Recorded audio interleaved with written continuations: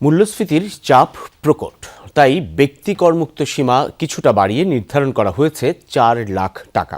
কমিয়ে আনা হয়েছে বেসরকারি বিশ্ববিদ্যালয়গুলোর উপর প্রযোজ্য কর, ব্যাংক অ্যাকাউন্ট খোলা, বন্টননামা দলিল, রেজিস্ট্রেশন এবং সম্পত্তি মিউটেশনের ক্ষেত্রে দাখিল করতে হবে না TIN. OTT platform, social media ও সার্চ ইঞ্জিনে বিজ্ঞাপনের উপর ভ্যাট কমিয়ে নির্ধারণ হয়েছে ৫%। শুল্ক কাঠামোতে বেশ কয়েকটি পরিবর্তন করে কণ্ঠভোটে পাশ হয়েছে অর্থ বিল ২০২৬।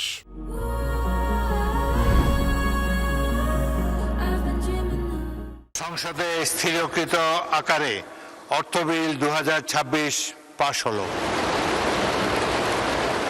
কণ্ঠভোটে জাতীয় সংসদে পাশ হলো অর্থ বিল ২০২৬। বাজেটের উপর আলোচনায় অংশ নিয়ে কর কাঠামোর কয়েকটি দিক বিবেচনায় নিতে অর্থমন্ত্রীকে আহ্বান জানান প্রধানমন্ত্রী তারেক রহমান। মৌজা মূল্যে জমি রেজিস্টার করে থাকেন সাধারণত, তাই অনেক সময় অনেক করদাতা প্রকৃত ক্রয় মূল্য না দেখানোর জন্য প্রায়শই একটা ঝামেলার সম্মুখীন হতে হয়, প্রায়শই ঝামেলার সম্মুখীন হয়ে থাকেন বহু মানুষ।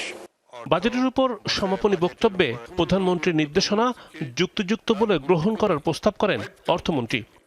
মাননীয় প্রধানমন্ত্রী প্রস্তাবিত বাজেট সম্পর্কে যে গুরুত্বপূর্ণ দিক নির্দেশনা প্রদান করেছেন, আমি সেই দিক নির্দেশনা সমূহ যুক্তিযুক্ত মনে করছি।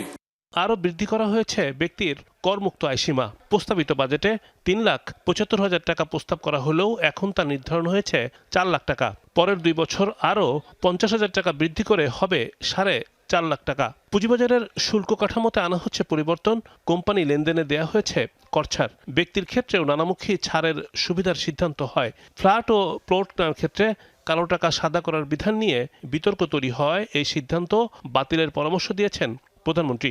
একই সঙ্গে রেজিস্ট্রেশন, বন্টননামা ও সম্পত্তি মিউটেশনে লাগবে না টিআইএন। বন্ড মার্কেট উন্নয়ন, ইকুইটি ফাইন্যান্সিং ইত্যাদির মাধ্যমে পুঁজিবাজারে বিভিন্ন ইনস্ট্রুমেন্ট সরবরাহ বৃদ্ধি করে বেসরকারি খাতের জন্য বিকল্প অর্থায়নের সুযোগ সম্প্রসারিত করার উদ্যোগ নিচ্ছি। বেসরকারি বিশ্ববিদ্যালয়ে কর কমছে ৫%। ক্ষুদ্র নৃগোষ্ঠী, বেতনভোগী ব্যক্তিদের আয় করমুক্ত রাখারও দিক নির্দেশনা দিয়েছেন প্রধানমন্ত্রী। ওটিটি, সোশ্যাল মিডিয়া ও সার্চ ইঞ্জিনের বিজ্ঞাপনের উপর ভ্যাট হচ্ছে ৫%। স্বর্ণ, ডায়মন্ড ও রৌপ্য কেনার ক্ষেত্রে থাকবে ছাড়। ডাবল কেবিন পিকআপ ও মাইক্রোবাস স্থানীয় উৎপাদনে ভ্যাট কমিয়ে হচ্ছে ৫%।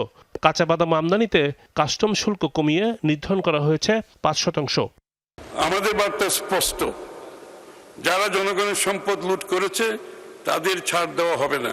অন্যদিকে আমানতকারীদের আমানতের সুরক্ষা নিশ্চিত করা হবে। ব্যাংক হিসাব খুলতে টিআইএন থাকার বাধ্যবাধকতাও তুলে নেন অর্থমন্ত্রী। জানান, প্যাকেজ ভ্যাটের আওতায় আসছে না কাঁচা বাজার, মুদি দোকান। ক্ষুদ্র ব্যবসায়ীদের সুবিধার্থে বা ক্ষেত্র বিশেষে হয়রানি বন্ধে তাদের সামর্থ্য অনুযায়ী ফ্ল্যাট রেটে ভ্যাট প্রদানের উদ্যোগ গ্রহণ করেছি। রিমন রহমান, যমুনা নিউজ, ঢাকা।